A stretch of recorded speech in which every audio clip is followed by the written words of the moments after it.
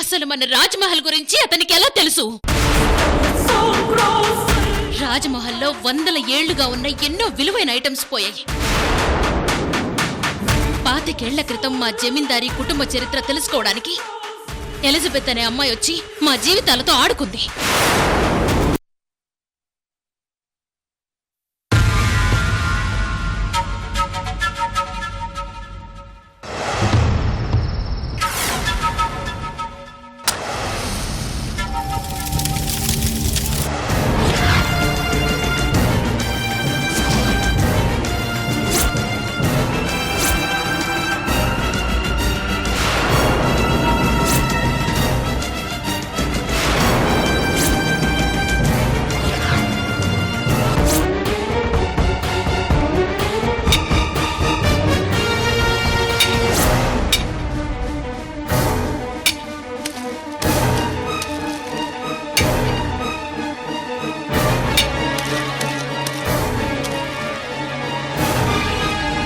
Paper కాలినట్టుంది.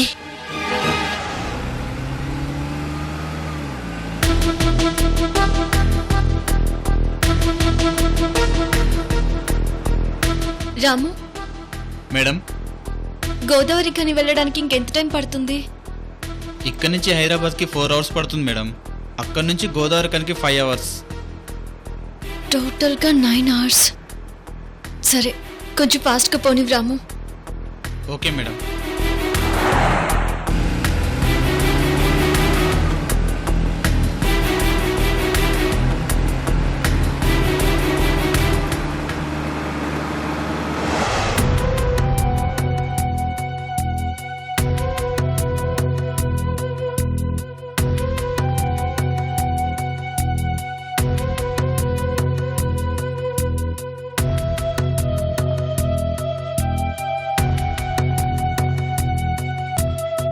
అలా నేను వాళ్ళిద్దరినీ కలిపాను చంద్రకళ.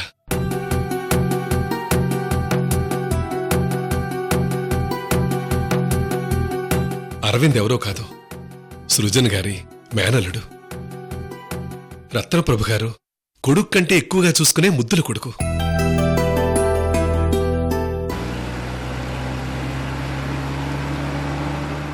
అక్క, 24 గంటల వరకు నువ్వు ప్రశాంతంగా ఉండాలని డాక్టర్స్ చెప్పారు. అందుకే నిన్ను డిస్టర్బ్ చేయడం ఎందుకని అంజలి గురించిన నిజం నీతో చెప్పలేదక్క.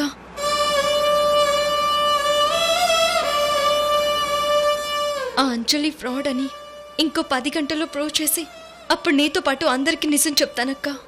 మన అదృష్టాన్ని దోచుకోవడానికి వచ్చిన ఈ అంజలిని అస్సలు వదిలిపెట్టనక్క.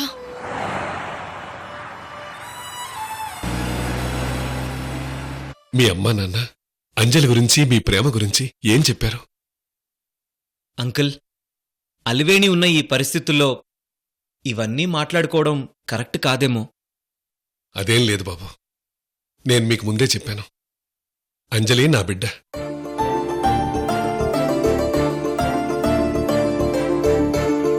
ఒక బిడ్డ హాస్పిటల్లో ఉన్నంత మాత్రాన ఇంకో బిడ్డ శుభకార్యం గురించి మాట్లాడకుండా ఎందుకుంటాను?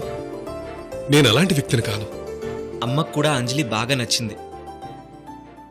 అలాగే మా కృష్ణవేణి వదినకు కూడా అంజలి నచ్చింది. అమ్మవాళ్లు మీతో మాట్లాడాలన్నారు. బహుశా అలివేణి విషయం తెలిసి ఆగిపోయుంటారు. పర్లేదు బాబు, మీ ఫ్యామిలీ అందరికీ అంజలి నచ్చింది కదా, సంతోషం.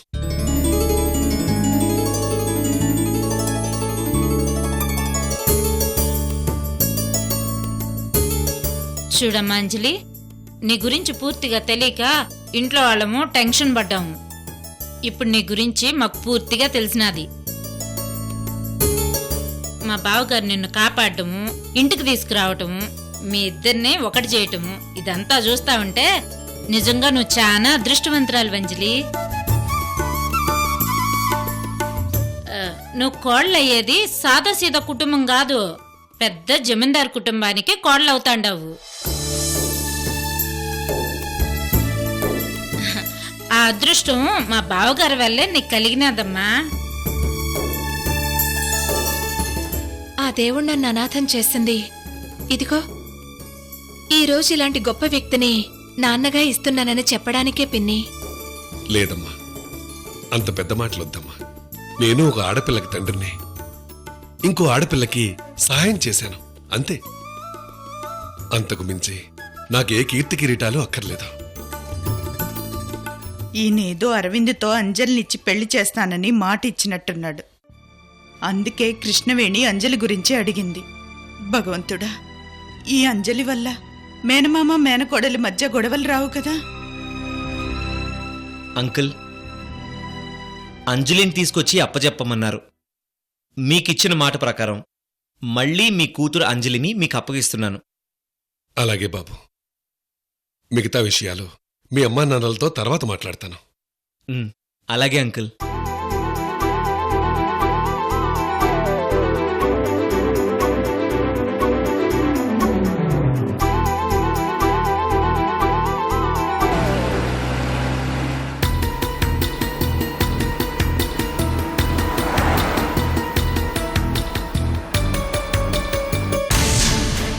కర్మ కర్మ, అల్లుడు గారు మీరు చేసేది ఏమన్నా బాగుందా?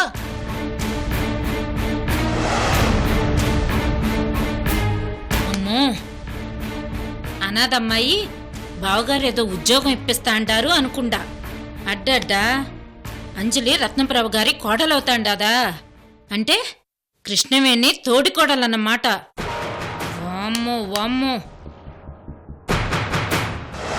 కన్న కూతురు చావు బ్రతుల మధ్య ఉంటే అనాథని కూతురని పెళ్లి సంబంధాలు మాట్లాడుతున్నారు. ఇంత మంచితనం పనికిరాదు అల్లుడు గారు.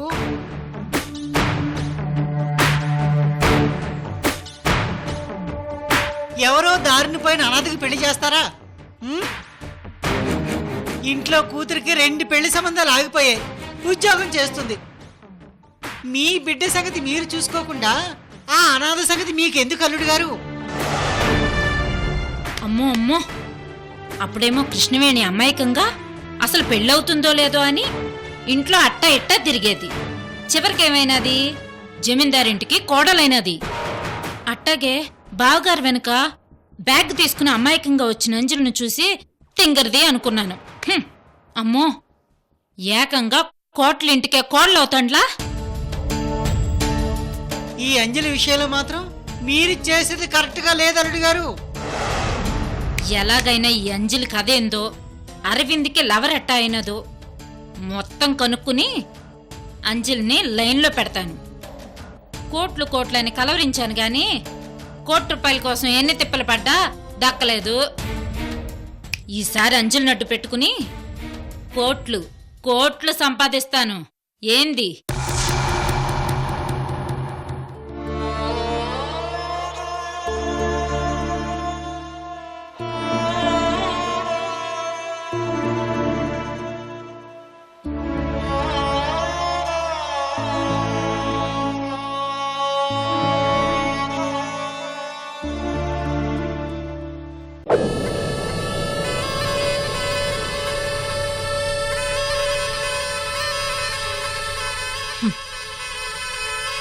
అలివేణికి ఇప్పుడే మొత్తం ఇంజెక్షన్ ఇచ్చారు. సో రాత్రికి స్పృహలో ఉండదు. అలివేణి, నువ్వు ఫినిష్.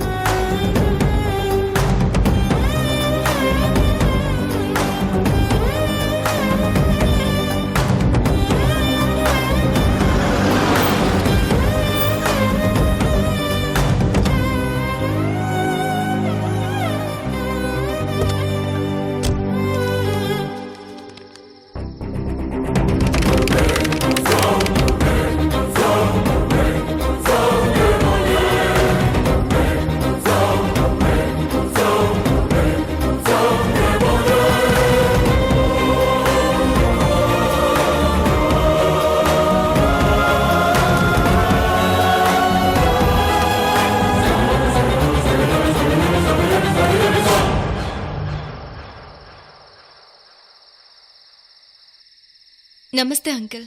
నమస్తే. అంకుల్, నా పేరు సువర్చల. నేను విజయవాడ నుంచి వచ్చాను. విజయవాడ? మీతో ఒక ముఖ్యమైన విషయం మాట్లాడాలని వచ్చాను. నువ్వెవరో నాకు తెలియదు. మా ఊరు గోదావరికని వచ్చి విజయవాడ అంటున్నావు. ఆ విషయాలన్నీ మీకు వివరంగా తర్వాత చెప్తాను. ముందు నేను మీతో అర్జెంటుగా మాట్లాడాలి.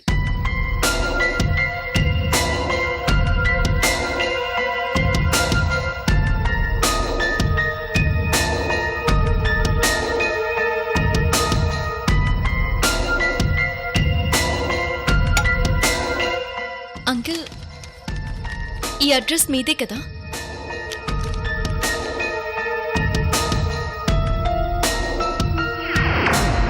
అవునమ్మా, ఇది మా ఇంటి అడ్రస్సే. మీకు అంజలి అనే అమ్మాయి తెలుసా? అంజలియ? ఆ పేరు గల అమ్మాయి ఎవరో నాకు తెలియదమ్మా. ఆంటీ, ఒకసారి మీరు గుర్తు చేసుకొని చెప్పండి. ఆ పేరు గల వాళ్ళెవరూ మా బంధువుల ఇళ్లలో కూడా లేరమ్మా. అంకుల్, అంజలి అనే ఒక అమ్మాయి మా సొంతూరు గోదావరి కని అని మీ ఇంటి అడ్రస్ ఇచ్చింది. ఆ అమ్మాయి మా ఇంటి అడ్రస్ ఎందుకు ఇచ్చింది? ఆ అమ్మాయి చాలా పెద్ద మోసం చేయడం కోసం మీ ఇంటి అడ్రస్ని వాడుకుంటుంది. తను చాలా పెద్ద క్రిమినల్ పని చేయబోతుంది అంకుల్.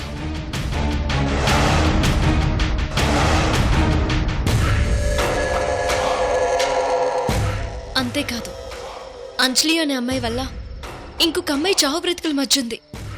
చూడమ్మా, నువ్వు చెప్తుంటే మొత్తానికి ఏదో మోసం జరగబోతోందని నీ మాటల్లో అర్థమైంది.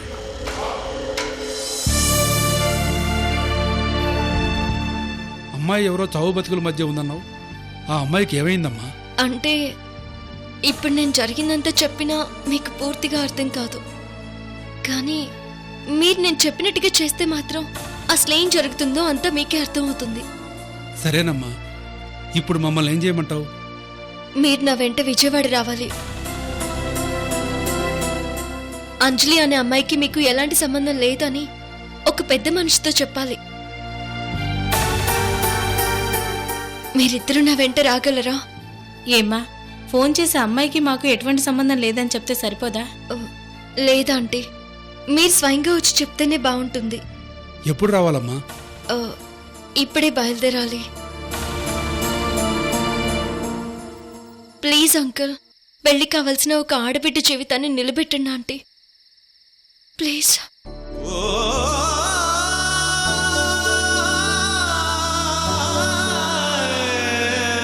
నేను మిమ్మల్ని సేఫ్గా తీసుకువెళ్ళి మళ్ళీ సేఫ్గా మీ ఇంట్లో దిగబెడతాను. Please uncle.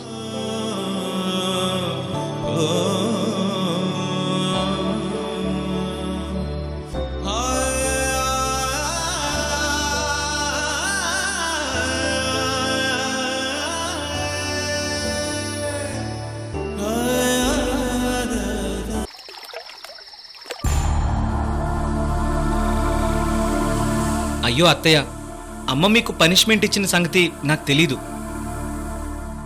వారం రోజుల నుంచి నేను మీ మావయ్య స్టోర్ రూమ్ లో పడుకుంటున్నాం అరవింద్. God is great. నిజమా అత్తయ్య? నువ్వే ఏదో ఒకటి చేసి ఈ పనిష్మెంట్ నుంచి కాపాడు అరవింద్. అసలు ఏం జరిగింది చెప్పండి అత్తయ్య. అవన్నీ చెప్తే నీకు అర్థం కాదులే అరవింద్. అబ్బా, చెప్పకపోతే అమ్మ దగ్గరికి వెళ్ళి నేనేం మాట్లాడను? అంటే మీ మావయ్య ఆఫీస్లో ₹1,00,00,000 కొట్టేద్దాం అనుకున్నాడు. వాట్? అనుకున్నావంతే, కొట్టేయలేదు. ఏంటత్తయ్య చీప్గా? మీకంత అవసరమైతే ₹1,00,00,000 అడిగితే 2 కోట్లు మామే ఇస్తుంది కదా. అరవింద్, మనిషి అన్నాక తప్పు చేయకుండా ఎలా ఉంటాడు? మీ మావయ్య కూడా మనిషే కదా. Of course.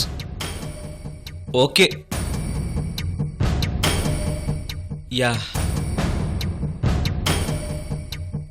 కానీ మేం కొట్టేయాలనుకున్న ₹1,00,00,000 కృష్ణవేణి చిన్నత్తయ్య కొట్టేసింది. వాట్?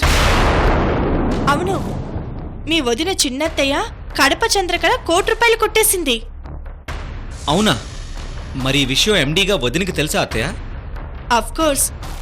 కృష్ణవేణి ఆ ₹1,00,00,000 విషయం కనుక్కొని రికవరీ చేసింది అరవింద్. చూసావా అత్తయ్య, కృష్ణవేణి వదిన నిజాయితీ.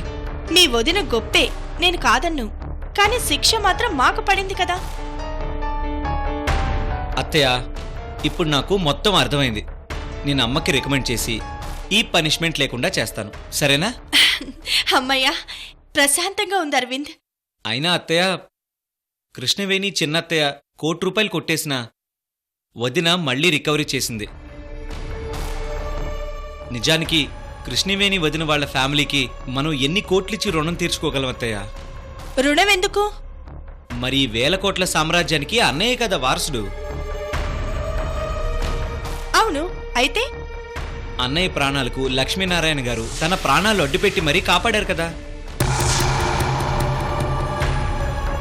అలాంటి లక్ష్మీనారాయణ గారికి 1,00,00,000 కాదు 200 కోట్లు అసలు ఏమిచ్చినా రుణం తీర్చుకోలేం అత్తయ్య. కర్మ కర్మ, వదిన వదిన అంటూ ఆ కృష్ణవేణి కొంగు పట్టుకొని తిరిగి వీడికి కూడా మంచి బుద్ధులు వచ్చేసాయి. అలాగే అత్తయ్య, నీ పనిష్మెంట్ సంగతి నేను చూసుకుంటానులే, నాకు వదిలే. చిన్నబాబు గారు జ్యూసు. థ్యాంక్స్ లింగస్వామి. చిన్నబాబుది అంత సూపర్ ఫాస్ట్. మేడం మీరు జ్యూస్ తీసుకోండి. ఒరే కర్రోడా, ఆ రోజు రాత్రి ఏం జరిగిందో చెప్పవా? యు మీన్ దట్ నైట్ ఊపిరి సినిమా కిస్సింగ్ సిచ్యువేషన్? నీ కర్రీ మొహానికి ఇంగ్లీష్ ఒకటి, మర్యాదగా చెప్తావా లేదా? మేడం మీరు జమీందారులు పెద్దవాళ్ళు ఎందుకంత భయపడతారు? భయపెట్టి చంపావు కదరా. అసలు ఆ రోజు రాత్రి ఊపిరి సినిమా చూసి ఆటోలో వస్తా ఉంటే మధ్యలో 2 తేడాగాళ్ళు 2 ముద్దులు ఇచ్చి జోబులో ఉన్న డబ్బులు లాక్కొని వెళ్ళిపోయినారు. అంతే. అంతేనా? అమ్మ తోడు అంతే. ఆ ముఖం మీద గుర్తులు చూసి శశిధర్ సారు లెఫ్ట్ రైట్ అని కంగారు పడ్డారు. అంతే. మరి నువ్వెందుకురా అంత బిల్డప్ ఇచ్చావు? మీరు నా నెత్తి మీద షాంపూ పోసి నన్ను ఆట పట్టించారని టిక్ ఫర్ టాట్ చేసిన. అంతే మేడం. నీ బతుక్కి నా మీద పగ కూడానా?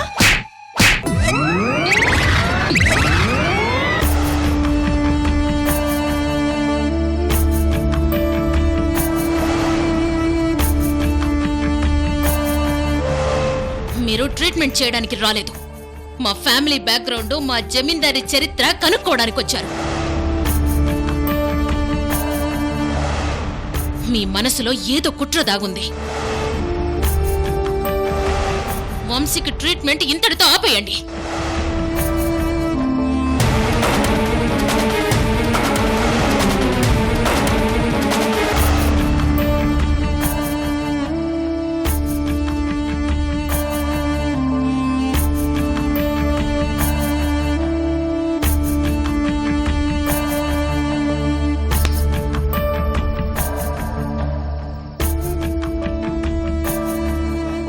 రత్నప్రభ గారి మాటలు గుర్తు చేసుకుని బాధపడుతున్నారా మనోజ్ గారు?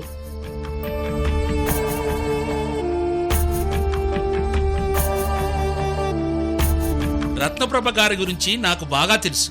ఆవిడ చాలా నిక్కచ్చి మనిషి.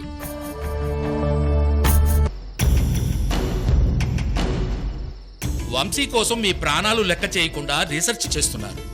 అవన్నీ ఆవిడికి తెలియదు కదా మనోజ్ గారు.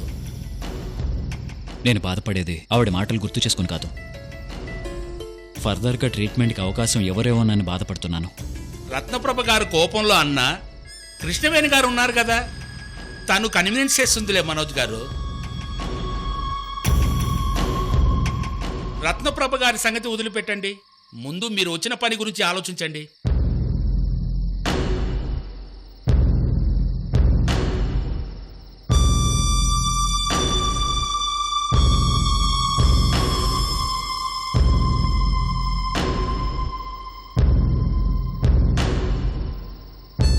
Come on, have it.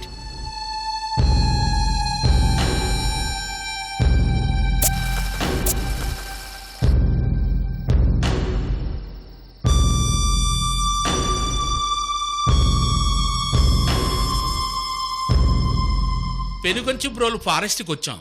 What next? నాన్న ఎక్కడున్నారో తెలుసుకోవాలి నాయక్ గారు. మనోజ్ గారు, డెఫినెట్గా మీ తండ్రి కొడుకులు కలుసుకుంటారు. మిమ్మల్ని కలిపే బాధ్యత నాది, సరేనా?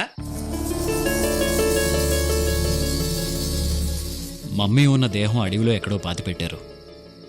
ఆ ఇన్ఫర్మేషన్ యామిని ద్వారా కొంత క్లారిటీ వచ్చింది. ఆ అమ్మాయి కూడా మనతో వస్తుంది కదా. తన సహాయంతోనే మమ్మీ దేహాన్ని పాతిపెట్టిన స్థలం అడవిలో ఎక్కడుందో కనుక్కోవాలి నాయక్ గారు.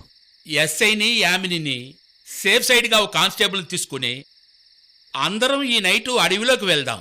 ఆ ఏర్పాట్లన్నీ నేను చూస్తాను మనోజ్ గారు. మీరు రత్నప్రభ గారి మూడ్లోంచి బయటకు వచ్చేయండి. ఓకేనా? అలాగే నాయక్ గారు, థ్యాంక్ యూ.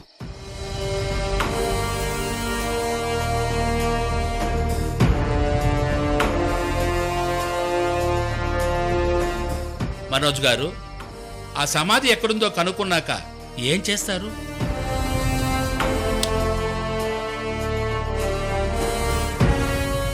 ఈ మారణకాండలు జరగటానికి కారణం ఆ మమ్మీనే నాయక్ గారు.